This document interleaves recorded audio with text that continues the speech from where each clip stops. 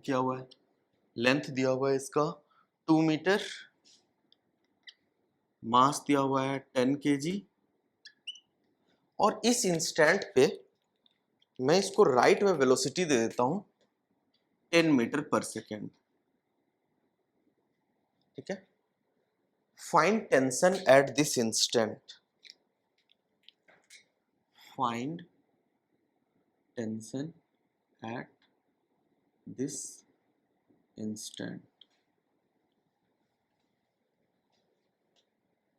कैसा पाथ होगा इसका? एक सर्कल बना रहा है, कैसा?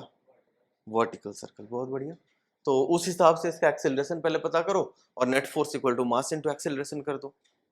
देखो पाथ जो इसका रहने वाला है, जिस भी सर्कल का ये पाथ बनने वाला है, भले ही उतनी वेलोसिटी है कि नहीं मुझे पता नहीं, लेकिन जिस भी सर्कल में ये मूव कर रहा है वो सर्कल तो यही बड़ा वाला था, राइट ना? जिसका सेंटर कहां पे है, जहां पे हैंग किया हुआ है, दिस सी। तो सर्कल भी पता कर लिए, सेंटर और रेडियस दोनों मार्क कर लिए। फिर इसका एक्सेलरेशन जो होगा सेंटर की तरफ पॉइंटिंग होगा, AC equal to v square by r, मतलब 10 स्क्वायर बाय 2, मतलब 50 मीटर पर सेकेंड स्क्वायर। ठीक है ना, एक्सेलरेशन मिल गया। अब फ्री बॉडी डायग्राम बना करके मास इनटू एक्सेलरेशन कर देते हैं। क्या क्या फोर्सेस लग रही हैं इसमें? एक तो टेंशन और एक ग्रेविटी जो 100 के बराबर है। तो net force equal to mass into acceleration, मतलब 10t minus 100 equal to mass 10 kg into acceleration 50। तो ये I think 500 plus 100 equal to 600 newton. Clear है ना? अच्छा, अब इसी का बी पार्ट देखते हैं। अगर ये चीज हो गया तो हर क्वेश्चन में यही करने का है। अगला, जैसे कि ये मेरा स्विंग कर रहा था, ठीक है ना, स्विंग कर रहा था, स्विंग करने के टाइम एक इंटरमीडिएट पोजीशन पे मैं देखना चाहता हूं, जब ये कुछ एंगल बना रहा है वर्टिकल से। वर्टिकल लाइन ये है और ये कुछ एंगल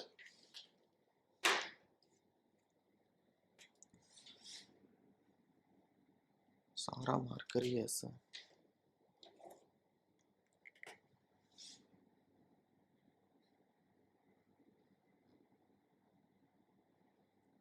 ये वर्टिकल से कुछ एंगल बना रहा है, लेंथ है 2 मीटर्स, मास है 10 kg,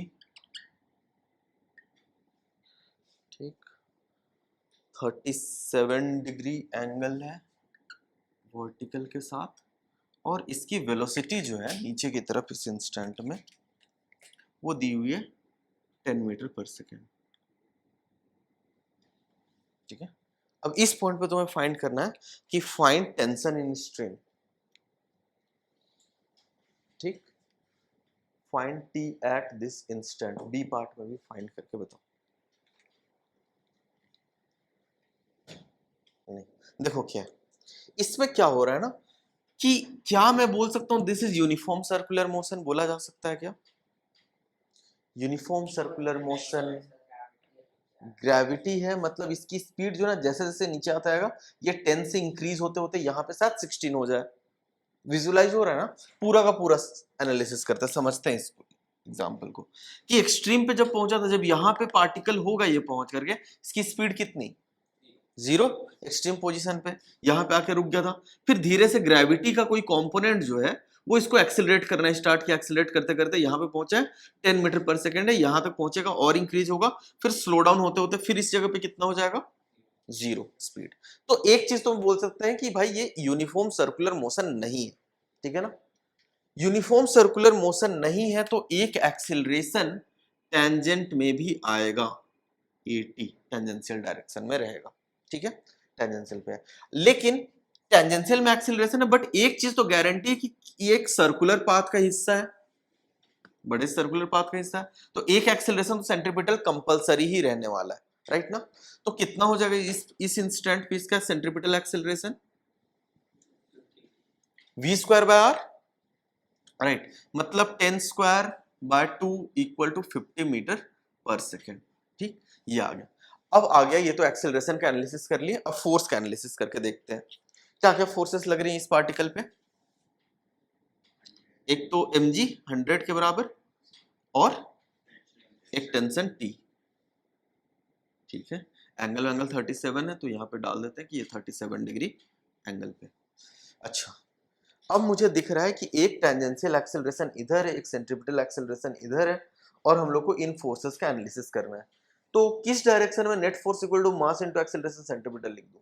वर्टिकल में क्या करूं कि टेंशन का ये इधर कंपोनेंट mg का इधर component equal to mass into acceleration component, ऐसा कर सकते हैं क्या? देखो मैं क्या बोल रहा हूं, ये जो मास है मेरा, इसमें क्या क्या है फोर्स, एक 100 है और एक टेंशन T है, ठीक है ना। उसके साथ इसमें एक्सेलरेशन अगर देखा गया तो एक acceleration sent along tension point किया हुआ है और एक एक्सेलरेशन टेंशन के परपेंडिकुलर पॉइंट किया हुआ है, AT और AC। AT की वैल्यू पता है क्या हम लोगों को? जिसकी वैल्यू पता है क्या? नहीं ना। अगर नहीं पता है तो जिसकी वैल्यू नहीं पता होती है उससे बचने के लिए हम लोग कोई एक्सिस चूज करते हैं। कौन सा एक्सिस चूज करना चाहिए? टी के अलोंग, ठीक है ना। टी के अलोंग हम लोग एक्सिस चूज करेंगे अपने एनालिसिस का। ये एक्सिस चूज करने से क्या फायदा होगा पता है? एक्सेलरेशन टी से हम लोग बच जाएंगे। क्यों? इसकी वैल्यू नहीं पता है तो क्या इसका कोई कंपोनेंट भी तो हैम्पर नहीं कर रहा है, राइट। तो इसके परपेंडिकुलर एक्सिस या फिर जो भी ग्रीन कलर के एक्सिस में ड्रॉ किया हूं, उधर net force equal to mass into इस एक्सिस में जो भी एक्सेलरेशन है वो लिख सकते हैं, करेक्ट। तो ये जो एक्सिस तुम लोगों ने बोला चूज करने के लिए, उस एक्सिस पे एक तो टेंशन ऊपर की तरफ लग रहा है, ठीक, mg का एक कंपोनेंट लग रहा है जो कि 100 cos ऑफ 37 है, इक्वल टू जो भी इसका मास 10 इनटू एक्सेलरेशन क्या था 50। अच्छा, ये जो 80 है इसका कोई कंपोनेंट लेने की जरूरत है क्या ग्रीन एक्सिस पे? वो एक अननोन भी है और उसका कंपोनेंट की भी जरूरत भी नहीं। इससे अच्छा क्या हो सकता है? बस खत्म। t equal to 500 plus 100 cos 37 is 80, तो 580 आ जाएगा। बाकी लोग क्या गड़बड़ कर रहे थे?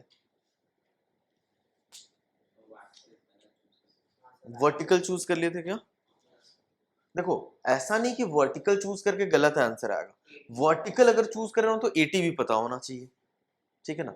80 का भी कंपोनेंट एक लेना पड़ेगा, ए सी का भी एक कंपोनेंट लेना पड़ेगा, नेट फोर्स इसमें करोगे आ जाएगा आंसर, ओके, कोई दिक्कत नहीं है।